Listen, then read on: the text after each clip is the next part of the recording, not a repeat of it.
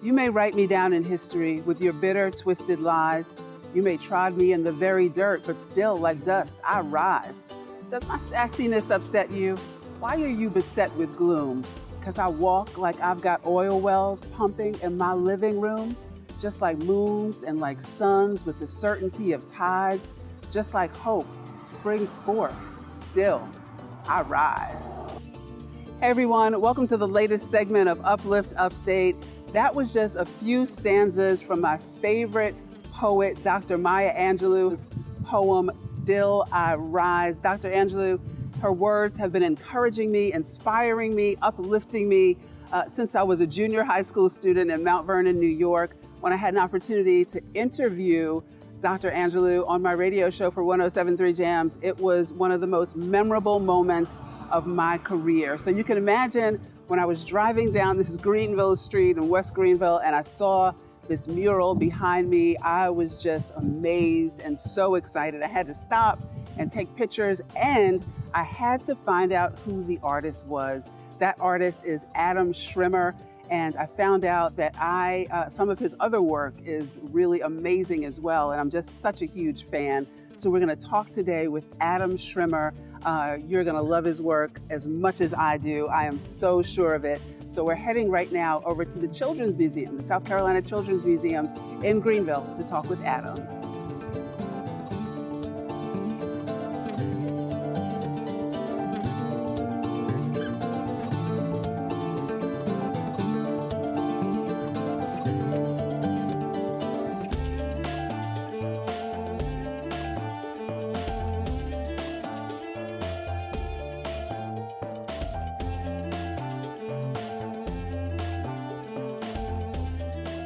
Hey everyone, it's Rhonda Rawlings. Welcome once again to the newest segment of Uplift Upstate. So excited today to be sitting here with the amazing Mr. Adam Schrimmer. You may not know his face, but you definitely know his work. Some of the most incredible murals I've seen across Greenville. Welcome. Thank you. Awesome. So great to, now we've been trying to connect for quite some time. I've been a fan for a long time of your work. So thank you so much for meeting me today. Sure, absolutely. So Adam is the founder and the lead artist for the Blank Canvas Mural Company. Can you talk to us a little bit about Blank Canvas Mural Company?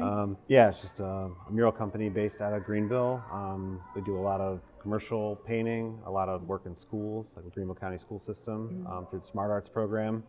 And I do a ton of community-based work also in the Upstate. I founded the business in 2015. Awesome. You definitely do a lot of community work. So I was explaining earlier how I'm an incredible Maya Angelou fan and came across the Maya Angelou mural. It's in the west side of Greenville. Yep. And had to stop, had to take pictures, had to call friends to tell them, did you know there's a Maya Angelou mural in Greenville? It's beautiful work. Thanks. Thank you. Tell us something about Blank Canvas Mural Company. So I started the company in 2015, just really kind of doing community-based work. But since that time, I've grown to a place where I'm working a lot in Greenville County schools, but as well as school districts in other counties in the state. Some fun commercial clients as well, and I do still a ton of community-based painting. Wow, you definitely do. You do a ton of great work in the community. Thanks.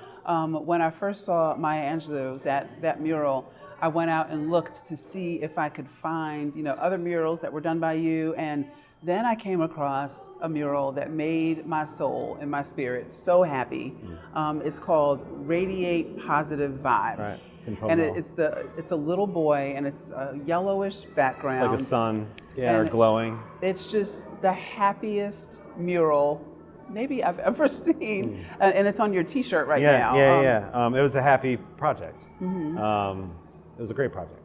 Probably the project that started all of this. Wow. Got me to be sitting here with you. And I would say a project that I have been a lifetime creative. I've made art ever since I was a little kid. I went to traditional art school, the Ringling School of Art and Design.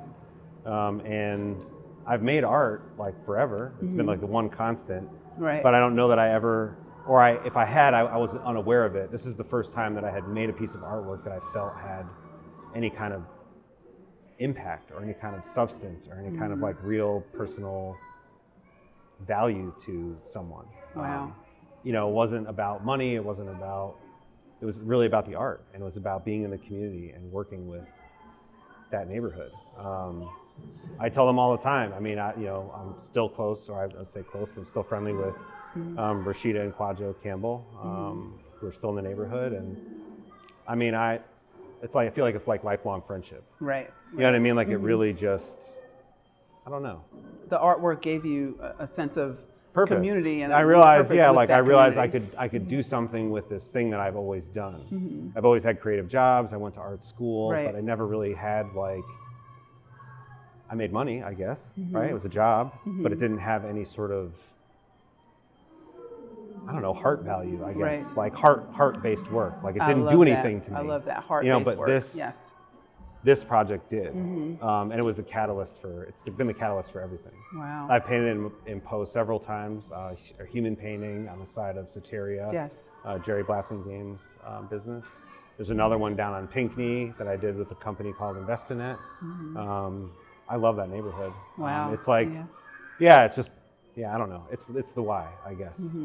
Well, there's a saying Oprah says, and I believe it's Oprah. She says, if you follow your passion, your purpose will follow. And I think from talking to you even prior to this, it seems like that is the direction that you took. I know that you said you used to draw when you were younger. I did, my entire life. I mean, my parents saved paintings from it's first grade, I guess, having like an acrylic painting class. Right. You know what I mean? It's just something that I have constantly done. And something that I never stopped doing. So I would get in trouble in high school for, biology class, like not paying attention to the biology work. And in my lab book, instead of writing down whatever we were learning about in biology, I was sketching kids in class. Right. Like it was just something that I've always done. It was your passion. It's my passion. And then I think, I do a good bit of work in schools. And one of the things I'm always telling kids is that like that passion, like that thing that you love from like now, it could be your future. Now I don't know what that is. Right. You know what I mean? Like it could be anything different for anybody, but it could be it.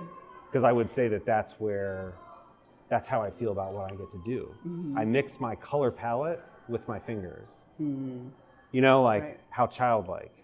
You know what I mean? But like in the same way, like I've been doing that for 35 years. Your signature. So it's part of that experience, I think. And I think what you said too, if you just heard Adam said he used to get in trouble in school when you were in class for not paying attention, but drawing in your notebooks. I had that same experience, not drawing because I can't draw at all, but I had a habit of talking in class. Like things would really excite me or something would catch my attention and I would start talking to whoever was sitting next to me about it.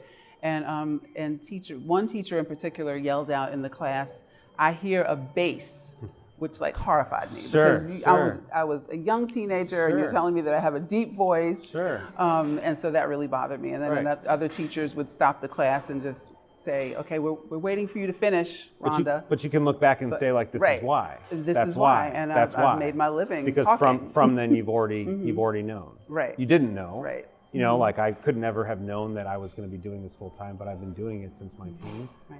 It just kind of, I don't know. I feel really grateful that I get to do it. Yeah, definitely. And the lesson is to follow your passion. For sure. And your purpose dreams will follow. Yeah. And so I think you definitely, and you can tell Adam he's humble.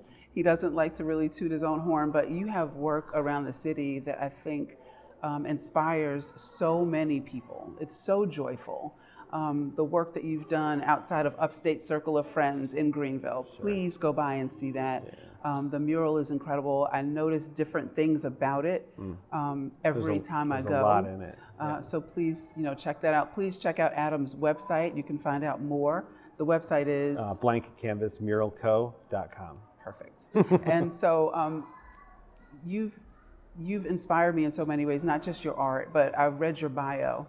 And you talk about really speaking to kids, and we're here in the Children's Museum of the Upstate, and I'm going to tell you why in just a moment. You speak to kids about the possibilities in life Yeah. that they may not see. Right. You talk to them about really seeing the perfect in the imperfect, That's being right. imperfectly perfect, Right, to right. embrace, who they are and, Right. and to go with that. Can you Right. talk a little bit about Sure. that? Perfectly imperfect, is that what it says? I think that's what it says, right? Perfectly imperfect, like who gets mad at clouds? I mean, I guess when it rains, maybe, right? But you need the rain, I mean, they're pretty to look at. They're free. They're sort of like being here in this space and listening to the kids. I used to come here all the time with my kids when they were little. And I used to always think that there was going to have be a meltdown or some kind of temper tantrum when we got ready to leave. And there really wasn't a whole lot of that. And I realized while I'm in here listening to the kids, run around and play, that it's really just sort of a joyful place, and that we have a lot of influence on our kids around us. And I think, that idea of hindsight is 20/20. So I couldn't know what I'm saying right now unless I've, experienced certain things on my own. But I think you have an ability to inspire kids and to keep them being creative and being joyful. And I think part of this experience in this painting, using the clouds and the idea of that free flowing movement, is kind of letting kids be kids. It's been a long year, I guess. So Most definitely. And so we want to talk to you right now about the Children's Museum of the Upstate. Sure. Now, this is incredible. We are in this room that is completely painted by Adam Schrimmer. So talk to us about how this all came about, and the name of the room and the artwork that you're doing here. So this is used to be, it's called the Dream Theater. The title of the mural is Rooftop Dreams. And this space that we're in now used to be the museum store. So you would come in the front entrance of the museum, admissions would be to your left, and then this would be sort of how you exited, but you didn't really ever have to come into this space. You could avoid it. Right. And so now it's going to be used for? Now it's the story time and a theater, so they'll do some performances in here. And they really wanted to create something that felt immersive. So when the kids were in here, that you felt like you were in a new space. Right. And they didn't necessarily have any ideas. But when we were in here, in sort of a live, there's very creative people that work here at the museum. I should start by saying that. So in sort of live conversations, we were talking about the floor, and there used to be the kiosk used to be right in this space, and they weren't going to change the floors, and how could we incorporate that into the painting? And I started to get this idea or this thought of Mary Poppins and Aristocats, that old movie, with cats on the roof. And I sort of said, well, what if these were blue, actually, kind of like a water blue. I think they were intended to be waterfalls, the risers. I said, well, what if this wasn't water? What if they were clouds? And we were sitting up on the rooftops, and that's sort of how the conversation began. Wow. And then it grew into using, prominent Greenville city skyline, so you really felt like you were in the city. So I took a lot of photographs of places from up on the roof. You know what I mean? So if kids are sitting in this space, it's as if they are looking out so over if the you're, rooftops. If you are 4 feet tall or smaller, Right. I spent a lot of time sitting and crawling around and being 4 feet tall. If you're 4 feet tall, you get a really different perspective of the painting. Right. Being 6 feet tall or almost 6 feet tall, when you're standing, you're sort of looking down on stuff. But if you get down on the floor, or you get in the risers, you sit up in the space, it feels very different. You feel like you're looking out over something. Most definitely. And it really is, it's a space that I think will help kids to open up their imagination and open up their creativity. And so this space, it's not completely finished. It's not finished, but it looks amazing. You all can't really see the full room from the camera, but talk to us about when this will debut and when people can actually come in and see it. The debut is June 5th. Okay. It's on the website. I don't remember the time right now. Okay, but June 5th it will debut. It's on June 5th. Yeah. Okay. I feel like it's in the morning, like 9:30. Don't quote me on that. June 5th it'll be like the the opening. They'll be opening for story time. Awesome. So if you want to come by and check it out, you should come by and check it out. There are some other things I guess that I would add. So part of the concept of the Dream Theater was like this idea of when you look out at the clouds, you always find certain things, or you always see certain things. You may see a dragon, or you may see a plane, or a butterfly, and there will be several, or there are already several images in the clouds. And so when children are here, they'll have an opportunity, sort of as they're gazing out, sort of find things that their imagination sees in the sky. Awesome. Well, thank you so much. I'm loving that you found your inspiration in Greenville. Yeah. So we love having you here. I want to encourage everyone to go to Adam's website, to drive around Greenville, check out his murals. They'll make you happy. I'm sure that they will, and they will uplift you. And that is the point of Uplift Upstate. We want to give you content that's going to make you happy, that's going to make you joyful, and to introduce you to new things. Want to encourage you to come to the Children's Museum of the Upstate to see the new exhibit, the new room that will open up on June 5th. Log on to their website. I'll have all the information for you on Uplift Upstate on Facebook and Instagram. So don't forget to follow us there. Send me also any information or any events that you have that you would like me to get the word out on, or anyone that you would like me to spotlight. You can do so by emailing me at upliftupstate@gmail.com. We'll have some giveaways for you. Adam has some t-shirts, amazing t-shirts like the one he's wearing right now, radiate positive vibes.